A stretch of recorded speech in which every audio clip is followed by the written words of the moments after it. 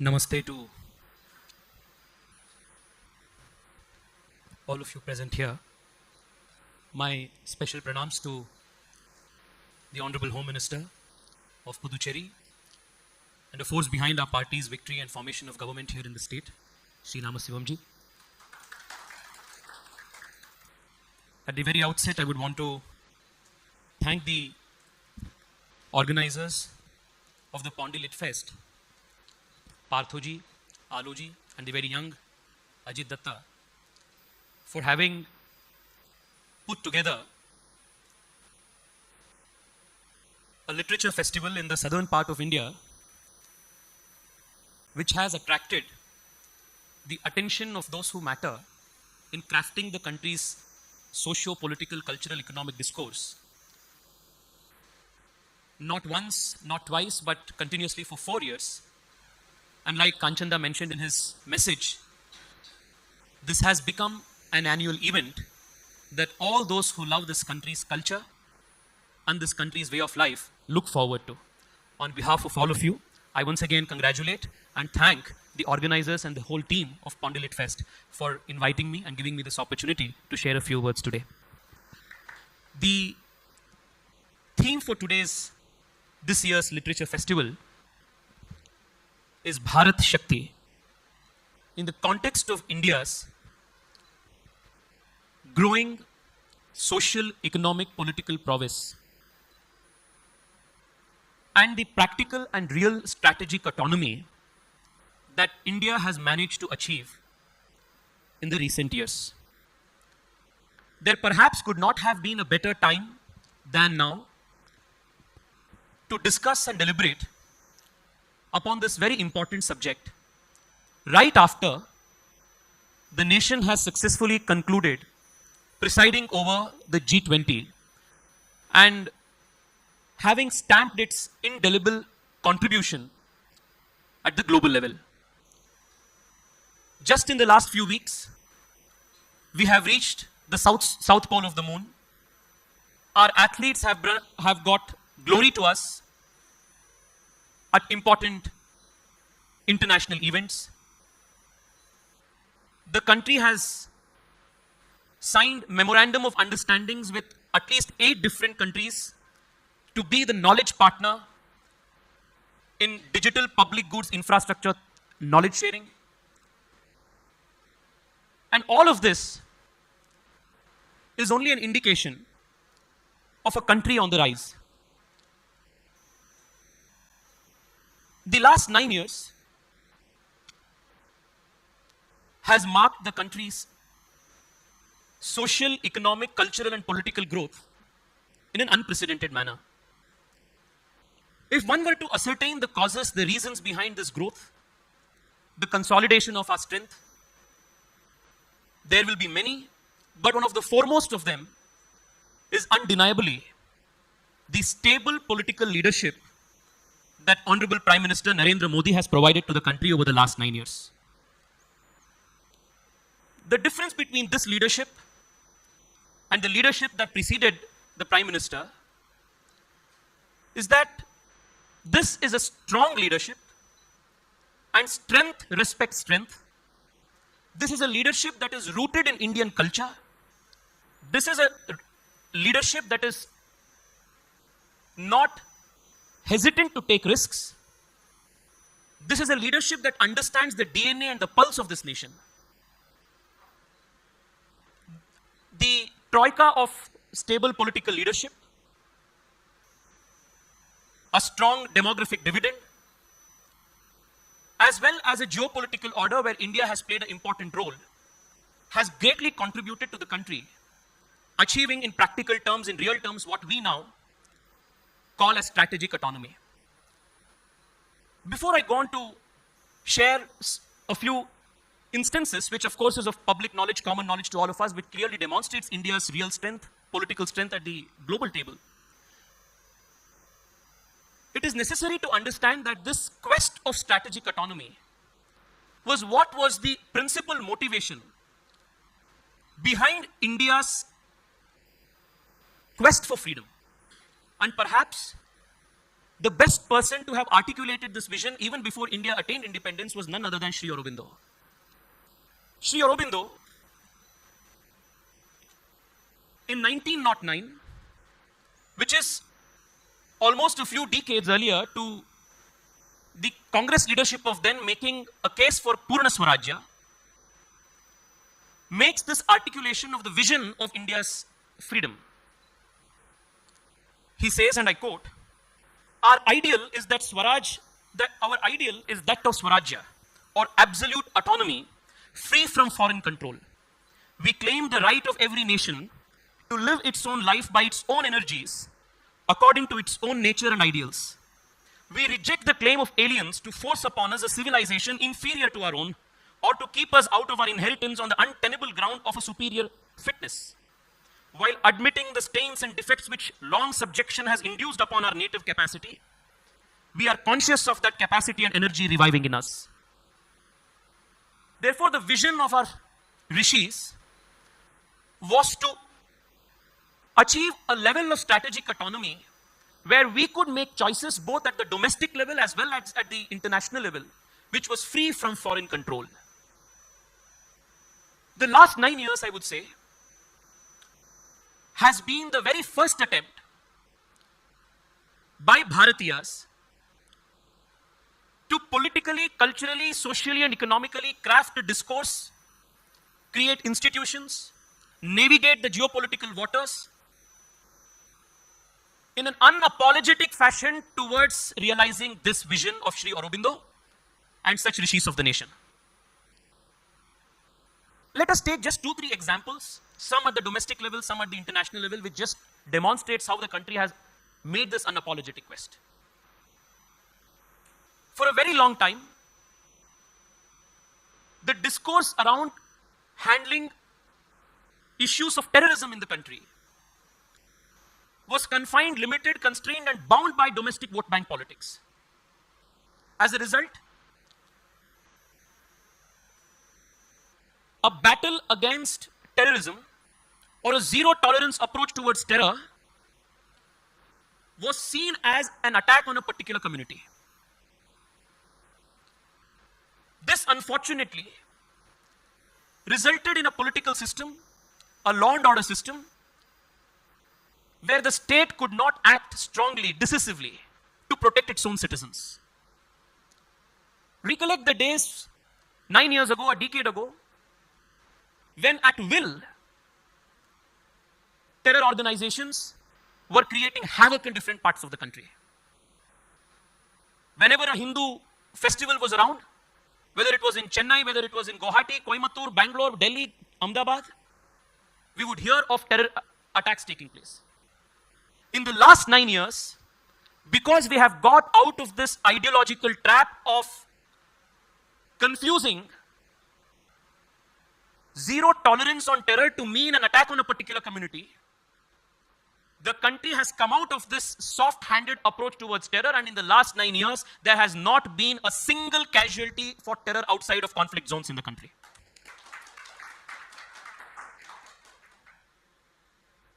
When I was in college and was an activist of the Akhil Bharatiya Vidyarthi Parishad, every other week, we would organize one or the other protest against the then UPA government for their mishandling of red terror. The Naxals, with support of course from outside of the border, dreamt of creating a red corridor from Pashupati to Tirupati. Today, Naxal violence is unheard of in the country, and whatever little activity of Naxalism is taking place is restricted to 2 or 3 districts in the country, and this whole vision of the Naxalites of creating a corridor from Pashupati to Tirupati is a pipe dream. Naxal violence is a thing of yesterday in India because, again, the political discourse and economic discourse and the cultural discourse is out of this ideological clutches. This is another example of how the country has deftly managed to handle the internal security issues which plagued the country for a long time. The Shyama Prasad Mukherjee Award was bestowed. Article 370 and 35A was a legacy issue that plagued this country for almost 7 decades. The governments that came earlier did not want to address it because the mentality was to not solve problems, but the mentality and approach was only to postpone problems. And the world takes notice of a government that is decisive. And whether it was our action of abrogating or inoperating Article 370, whether it was our decisive action to end left terror, whether it was iron-handed approach towards handling religious terror, all of these were an indication to the world that this country's leadership at this point in time means serious business. And this decisiveness also was reflected at the global level when we started dealing with different nations of the world. The one important principle of foreign policy that again Sri Aurobindo so perceptibly had mentioned as early as 1903 was the principle that at the geopolitical table, it's only strength that attracts strength, and it's only strength that respects strength. I would want to quote him again. This is what he says. The first thing and the last thing that we must seek, the one essential thing, is strength. These were the words of Sri Aurobindo. So when we sought strength in the last few years economically, by lifting the largest number of people out of poverty in the shortest period of time known to global history in a democratic nation, 13.5 crore people were lifted out of poverty in the last 7 years under the Narendra Modi government. And we did so in a fully functional, vibrant, dynamic democracy. We have now shown to the world, to those who came to preach us democracy, we have now shown to them that democracy delivers and democracy can deliver. Just look at these numbers. In absolute terms, the number of poor in India is today estimated to be less than 60 million, half of what the number was in 2017. Half of what the number was in 2017. A third of what it was in 2015. Less than a quarter of what existed in 2012. This is the pace at which India has been able to usher in economic prosperity for its people. What has this translated into? The poor, for the first time in India, more than 50 crore people got access to bank accounts. The formalization of the Indian economy, access to basic products like insurance, starts with a bank account. And it's beyond our comprehension to even understand that almost 7 decades after the country's independence, about 50% of the country's population didn't even have access to as basic a necessity as a bank account. 50% of the country's population. 10 crore people have got access to toilets for the first time. 9 crore people have got access to LPG connections and cleaner fuel for the first time. 6 crore people have got access to a roof over their head for the first time. So the poor of India have benefited the most from the country's economic growth. So has the middle class. And we have Monica ji here, who has been trying to educate a lot of people in financial literacy.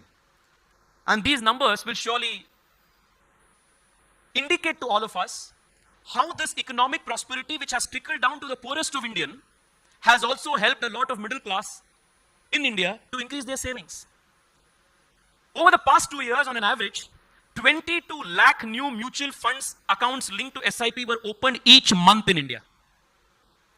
Just in July and August of this year, a record 36 lakh new SIP accounts were opened. 15,800 crore was invested. The middle class in India is also thriving. Now, this economic prosperity that was created has translated into India now negotiating from a position of strength, dealing with a position of strength when it comes to international policy. We are today the world's fastest growing economy. We are also the world's 5th largest economy, and we are poised to be the world's 3rd largest economy, and we are surely on the path to be or achieve, if all goes well with all our efforts, the $30 trillion economy mark and a 20,000 per capita income mark by 2047. Now, what is this helping us at the global level? I was in Norway a couple of weeks ago. The Norwegian government is extremely keen to learn from India, collaborate with India on replicating the country's digital public goods infrastructure to usher in prosperity and ease of delivery of government services. And Norway is not just one country doing this. Just yesterday, in the cabinet, 4 countries, not just from the global south, but also advanced countries in terms of their per capita incomes, have gotten into a memorandum of understanding with the Indian government to enable this in their nations. For the first time ever, the world is seeing a model where governments are not just building physical infrastructure, because all of these years governments build roads, governments build bridges, airports. This is the first model in the world which is replicable and replicable at scale, at population levels, where governments have built digital infrastructure. So this is going to be an extremely important export from India, which is going to strengthen leverage of India at the global level. We are seeing this in action today. The Startup India campaign, the Make in India campaign, all of this is bearing fruit. And the most important outcome of all of this is the West is not seeing India today as just a market, but India is seen today as a potential manufacturing hub and a very important node in the supply chain logistics of the world. This is a very important step towards our strategic autonomy. While this is something that we have achieved at the economic level, we have also shown to the world that this is a country today that does not bend to global pressures and global lobbies, howsoever big it may be. Take the example of how the country managed COVID. Because the world was watching, because the world did not have a template to follow or a prior experience to follow in terms of managing a pandemic of this scale. The country effectively managed a continental scale vaccination rollout, backed effectively again by technology. And most importantly, when the international lobbies, the pharma lobbies, tried to arm twist our government, whether it was the Moderna or the Pfizer vaccines, and also, not to forget, their marketing agents in the opposition, when all of them tried to arm twist the government, to waive off the indemnity clause, to make available a free market here, the country did not budge. The leadership did not budge. This was just another indication that this is a government that deals with strength, that this is a new India that is not timid, that this is a new India that is ambitious, that is audacious, and that wants to deal with the world in a position of strength. This was an indication. The second indication came very recently again, and the world took note of it. When India passed the Digital Data Protection Act, all of you, I'm sure, were following the news of how many countries and these trillion-dollar deep-pocketed multinational companies were trying to make sure that no data localization takes place in India. There was a very serious threat to India being reduced to a data colony. But the government very clearly mentioned, and this is the act today, that all personal data will be processed in India. No Googles of the world, no Facebooks of the world, none of these big countries which were trying to, on behalf of these countries, trying to lobby and trying to water down these legislations and provisions succeeded. This was another indication the world took note of, that this is a country that wants to deal as an equal. Look at how we have dealt with our foreign policy at multiple levels. All of these things that I'm telling you is not something novel. All of this is in public domain. For a very long time, India's foreign policy was also bound by the pressures of domestic politics. Even though Israel has been one of our biggest supporters, we never acknowledged or mainstreamed our relationship with Israel because we were worried that the local vote bank here may hurt us. For the first time, we established strong relationships with Israel as well as with the Arab world. The reason for that is the country is dealing with a foreign policy from a position of strength. The beauty of this is in how the Prime Minister went to Israel with the Arab nations providing for the airspace, and how he landed in Palestine accompanied by Israeli helicopters. This perhaps is the biggest indication of how India has been able to engage at a multipolar level. The country today cannot be bracketed. The country today cannot be hyphenated. India cannot be seen today as another nation which is another vassal state or a package deal with, say, the US or with Russia or any other bloc. We are talking to Russia. We are also engaging with the West. We are part of the Quad. We are also part of the SCO. We are dealing with Israel, but we are also building and rather reviving the longest trade route, the earliest trade route known to man, known to civilization, by building the India, Middle East, Europe corridor. Our relationships are strong with Ukraine as well as with Russia. And the reason why we have been able to do all of this, accomplish all of this, I go back to saying this again. The position of strength, the position of confidence from which India is dealing with this thing today. Even in our economic policy, our leadership and our country is taking decisions which is rooted in the realities of this country's economics.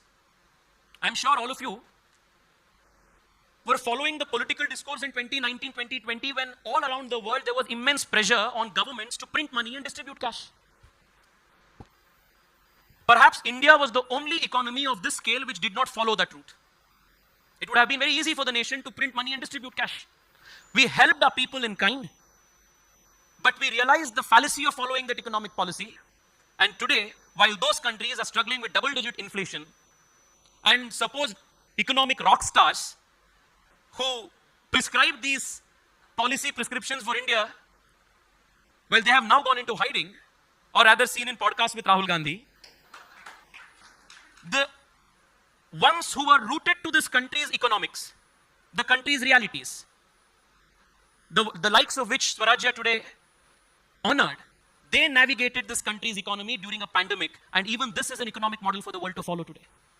So all of these are an indication that India is today taking decisions not influenced by A or B, but it is primarily furthering its own interests. And I come to ask myself, where did this country get this confidence from, which was clearly absent a decade ago? Where did we get this confidence from to deal with the world, deal with these crises, deal with these legacy problems in this manner? And I have no inhibition in saying this, that the reason why this country today is deriving so much of strength is because the country for the first time at a political level, social level, economic level is staying true to its Swadharma.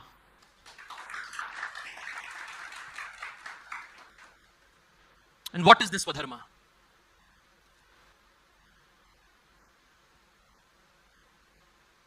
Centuries of colonization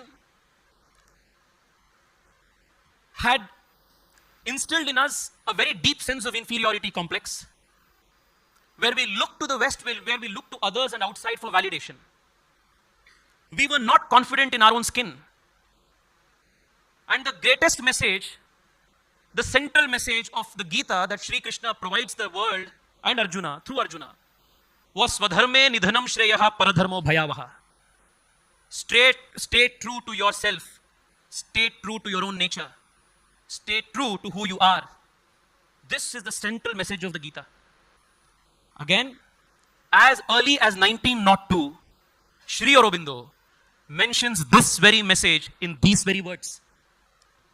And I quote, "If India becomes an intellectual province of Europe," listen to the power of these words. If India becomes an intellectual province of Europe, she will never attain to her natural greatness or fulfill the possibilities within her. Paradharmo bhayavaha. To accept the dharma of another is perilous. It is self-defeating. It deprives the man or the nation of its secret of life, the very vitality, and substitutes an unnatural and stunted growth for the free, large, and organic development of nature. For 70 long years after independence, the colonial attitude of subservice, of servitude, of, in very colloquial language, log kya kahenge? And in this, the log was not our own people, this Padosi auntie, it was log kya kahenge was BBC, it was what the New York Times will say, what the Guardian will say. This log kya kahenge attitude determined the country's foreign policy, determined the country's economic policy, determined how we were dealing with Naxalism. It was determining how we were dealing with India's poor. This intellectual slavery cost the nation dear the last 70 years. Today, we see many green shoots, some examples of how concertedly we have tried to come out of this intellectual colonial slavery. Take just 2 examples. Just outside, when I was looking at the stalls, One of our friends said that they have been working on the Indian knowledge systems. There is Sampadanandaji sitting here. And they gifted me a few books saying that, sir, for how long should we be studying London Bridge is falling down, London Bridge is falling down. I still remember a very pictures incident in my mind when I was traveling to some hinterland of Karnataka a few years ago, almost a decade ago, when I was working as a Vidyarthi Parishad activist. I happened to visit a farmer's house in the central part of Karnataka. I was talking to him. It was around 4:30 in the evening.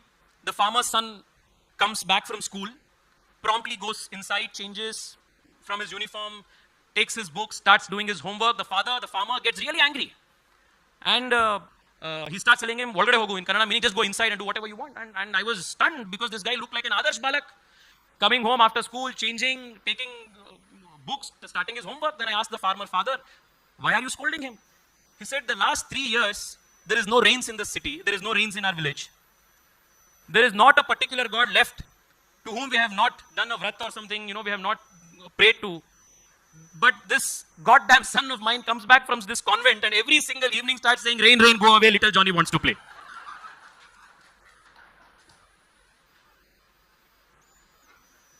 Neither the rain, rain, go away, nor the little Johnny had anything to do with India's culture.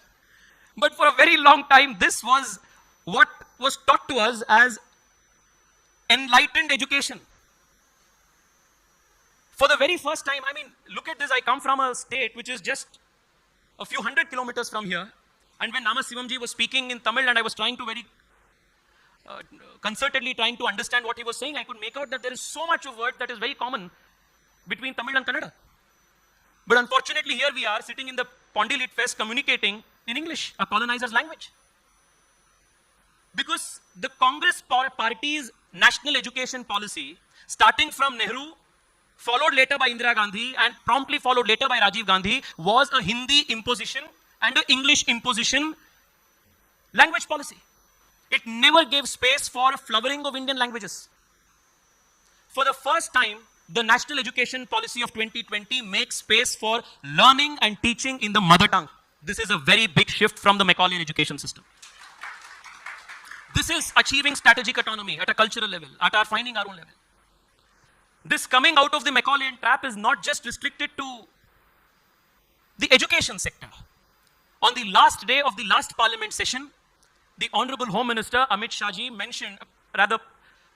introduced 3 important legislations governing India's criminal legal framework, which seeks to move away from, again, the Macaulayan era Indian IPC, CRPC, and the Indian Evidence Act. It took 70 years for the nation to start making laws which are made in Bharat, made by Bharat, and made for Bharatiyas. This is a very important journey that the country has taken at a political level, at a policy making level. But this doesn't mean to say that there is no residues left of this colonial mindset. Just a few days ago on Twitter, I'm sure all of you would have seen, there was a section which was really troubled by the fact that our Prime Minister couldn't hold a wine glass properly or couldn't toast properly. Because for them, which Kanchanda referred to as the irrelevant chatterati, politics as well as economic cultural discourse could be taken seriously only when it came from their de-rooted Anglosphere. When the Prime Minister goes abroad and speaks in chaste Hindi and wears our kurta and pajama, he is making a statement that India, Bharat as Bharat has arrived at a global stage. This is an indication that the country is staying true to its Swadharma, is making an attempt to go to its Swadharma. I only want to say this, that while all of these are important steps that we have taken, there of course is a considerable amount of challenges in the coming years. In conclusion, I want to highlight 1 or 2 of these challenges that perhaps may be of serious issue to our growth, or rather areas, I would rather put it this way, that these are areas that we should focus on in the coming years with all of our dedication and efforts. Even as we speak and celebrate the fact that India today is the fastest growing economy in the world, it is very important for us to continue this economic momentum so that the large number of people who are dependent today on various government schemes for their support, for their livelihood, they become financially more secure. The dream of the $20,000 per capita income economy, that is something that we cannot at any cost lose sight of, because that is going to give the country even more strength to be dealing at a global level. Whatever work we have done to incentivize manufacturing through PLI schemes and others need to be strengthened. More needs to be done, of course, to secure the country's energy security, because in the coming years, even when we are progressing on a developmental journey, the demands for resources, the demand for energy is only going to become higher and higher. Our dependency on fossil fuels cannot be as it is today.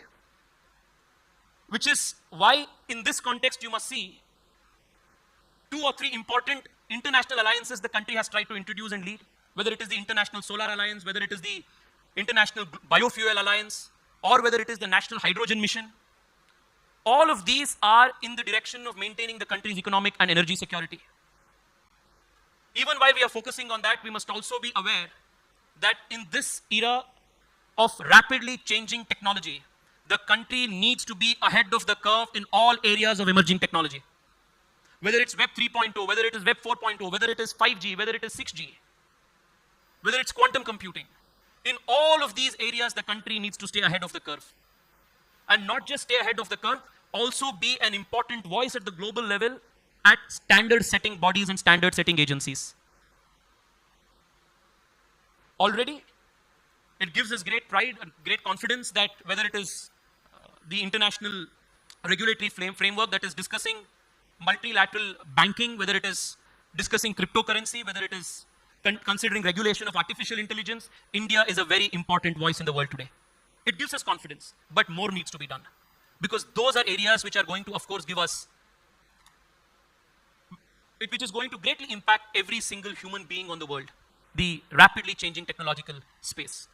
While all of this is at the material level, there is, of course, the big threat that if we lose or if we slip from the political pedestal, we may slip back to those days of colonial mentality.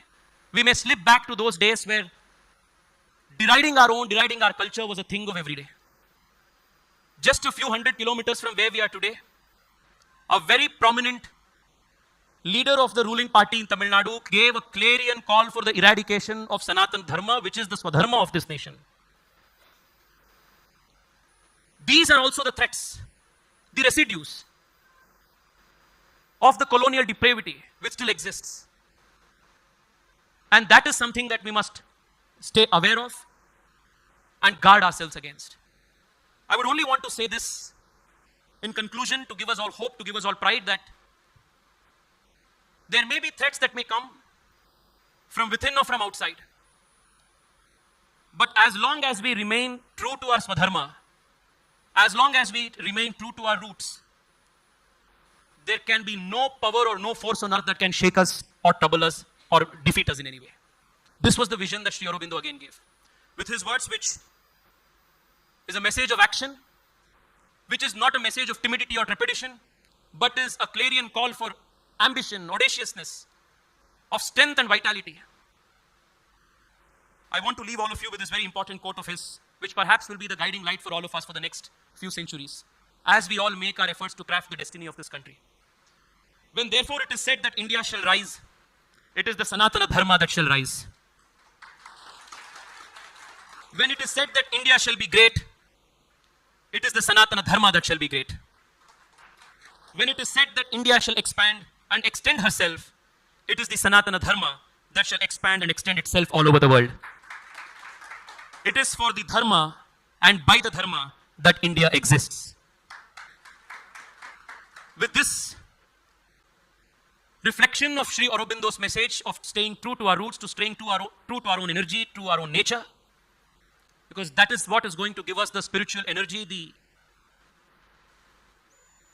perennial energy needed to fulfill this destiny of the country. Let us all hope that his blessings and the divine strength will guide us all in this very important quest of rebuilding this very important civilization. Thank you so much. Bharat Mata ki jai.